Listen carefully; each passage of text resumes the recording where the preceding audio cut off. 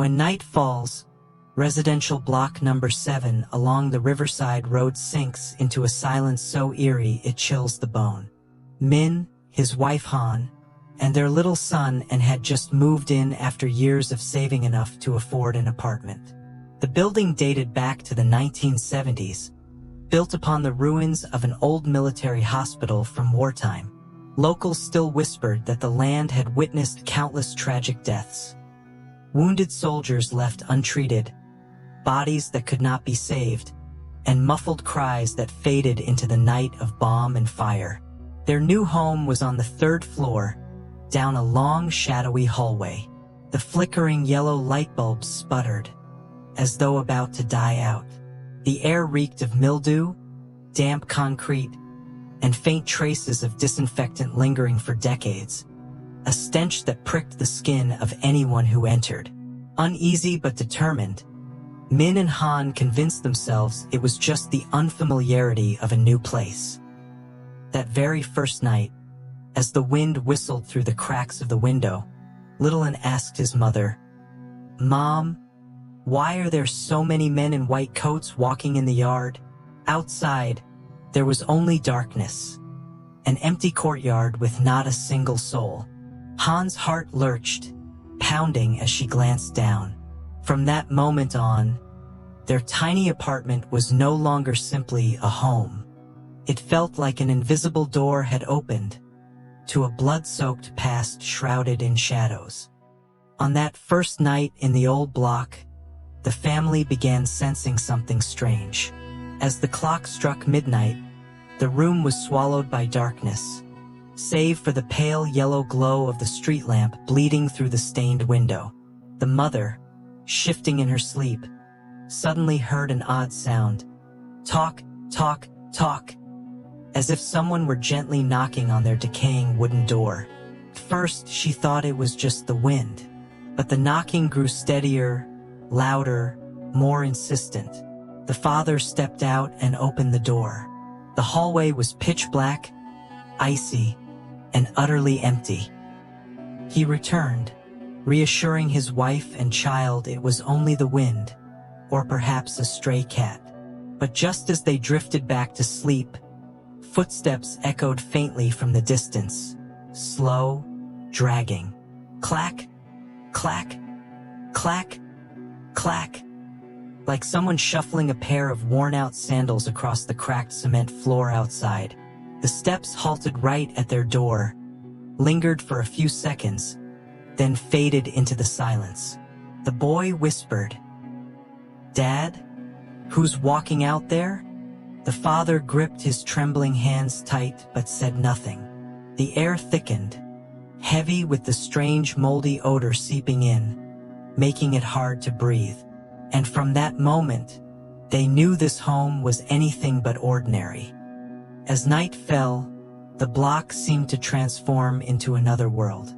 The air was suffocating, filled with the stench of peeling walls and rising damp, pressing down on their lungs. Each time the wind seeped through the cracked windows, the entire apartment groaned and creaked as though something, or someone, was forcing its way in. Within that wind, faint, grotesque noises echoed. Moans of pain, whispers of exhaustion. At first, the family dismissed them as the sounds of an old building, but soon they became more frequent, unnervingly close, almost at their ears. Each night, after the lights went out, the sense of being watched grew stronger. The wife would jolt awake in the dead of night, drenched in sweat, feeling unseen eyes burning into her from the dark corner of the room. The boy repeatedly claimed he saw figures standing in the hallway, yet whenever they rushed out to check, there was no one. Sometimes, even when alone in the house, they could feel the cold crawl down their spine, like an invisible hand pressing against their skin. The apartment was no longer a shelter. It had become a massive cage, trapping a horrifying secret. And with each passing night, that moldy stench, those agonized moans, and those unseen eyes convinced them they were not the only ones living within those four walls. Since moving in, Min and Han began noticing changes in their 7-year-old son. And, at first, it seemed harmless. He often sat alone in the corner of the room, whispering as if someone were listening. Min brushed it off as a child's imagination. But the conversations grew longer, sometimes lasting past midnight. One morning, Han discovered Min's notebooks filled with eerie drawings. Figures in tattered uniforms, bent helmets, faces darkened as though covered in soot. The most disturbing detail: every sketch bore hollow, lifeless eyes staring outward. When she asked, and calmly replied, "That's my friend. He usually stands in the hallway, looking into our house." A chill swept down Min's back. The block was already oppressive enough with its dim yellow lights flickering through endless hallways. Now his son's words made it unbearable. At first, they dismissed it as childish fantasy. But that night, as Min walked past his son's room, he distinctly heard the boy whispering, "Don't worry, I'll play with you. I won't leave you alone." And in the mirror across the room, Min glimpsed a soldier's shadowy figure standing right behind his son. At first, the wife thought it was just the dampness and dim light playing tricks on her eyes. One morning, brushing her hair in the mirror, she glimpsed the faint reflection of a tall man in an old uniform standing behind her, expression cold and rigid.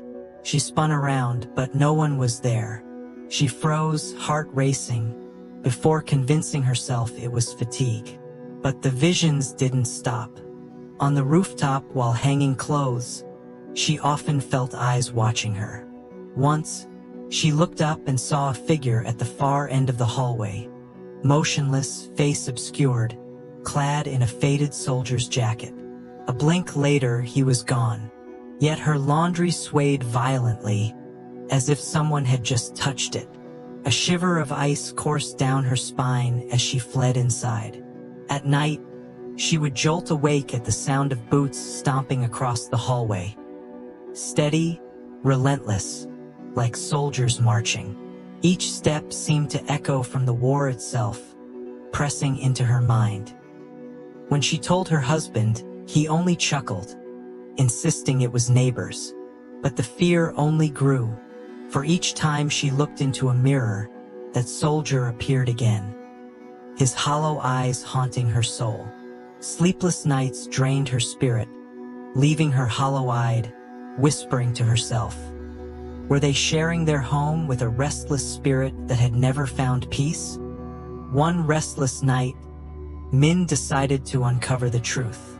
By day, while his wife was at work and his son at school, he wandered the block, speaking to old residents.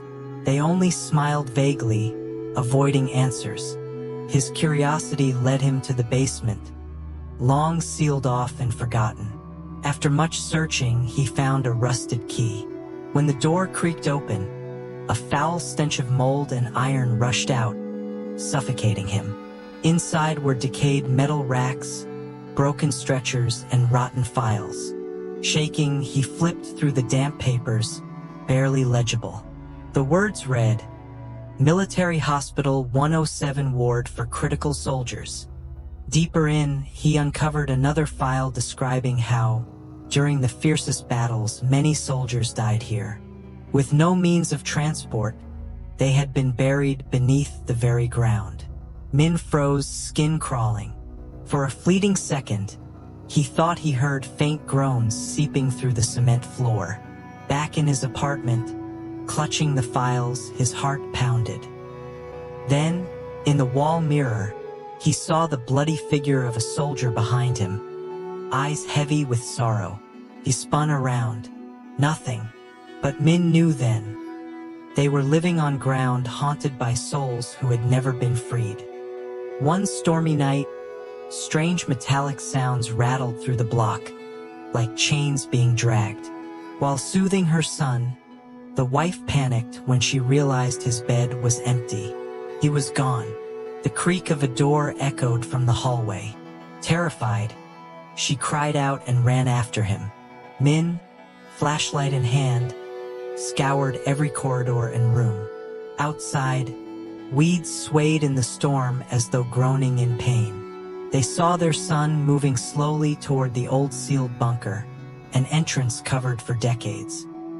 He walked like a sleepwalker, eyes blank, arms outstretched as if being guided by unseen hands. With each of his steps, echoes from below grew louder, agonized cries of dozens of voices. Han grabbed him, trembling, but he struggled, murmuring, "They're calling. I have to go down." Min rushed forward, slamming the rusted hatch shut.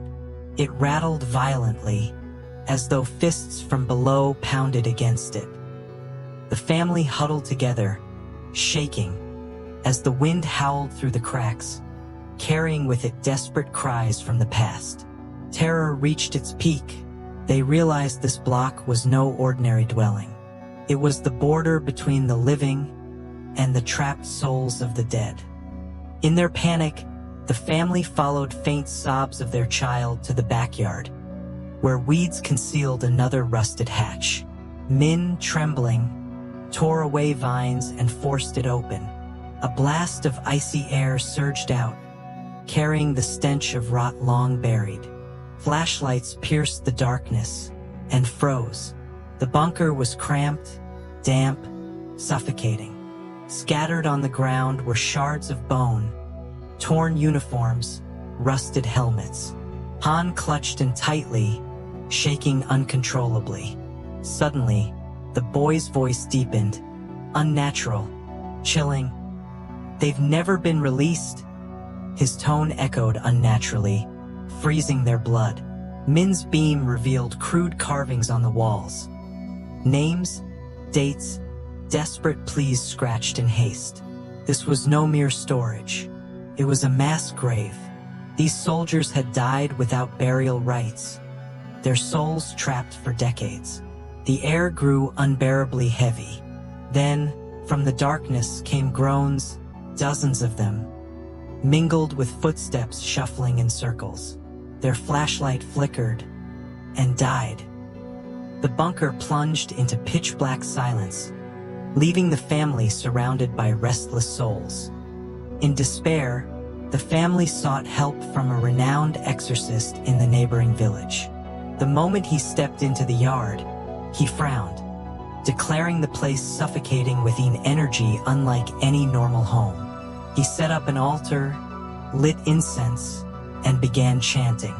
The chimes of his bell and the thick incense smoke filled the air, making it unbearable. The candles flickered erratically, as though invisible hands were snuffing them out. As he sprinkled salt and rice in the corners, a sudden gust slammed through the cracks, though the night outside was still. The lights flickered, and faint weeping echoed from the bunker. Then, unbolted upright, eyes empty, voice rasping in a tone not his own. "Return, return the blood to us." The family clutched each other in horror. The exorcist, drenched in sweat, struggled to continue chanting, but his voice shook. At last, he admitted, the hatred here was too heavy. Rituals alone could not release them. Only by exhuming their remains and granting them proper burials could their wrath be soothed. The family exchanged fearful looks, realizing the true horror had only just begun. At last, the family had no choice. They could no longer remain in that cursed apartment. The rituals unfinished, resentment still clung to the walls like a thick black fog. Min closed the door in silence. Han held him tight as they hurried into the street, too afraid to look back. Exhaustion, fear, and despair clouded their faces. Their car rolled down the empty road, leaving the block behind, swallowed in darkness. Seemed over until, in the silence, they all heard it. Talk, talk, talk. The knock on the door, echoing as if still coming from the home they had just abandoned, and shivered, whispering, "Mom, Dad, they're still here." His fragile words silenced his parents, their hearts sinking.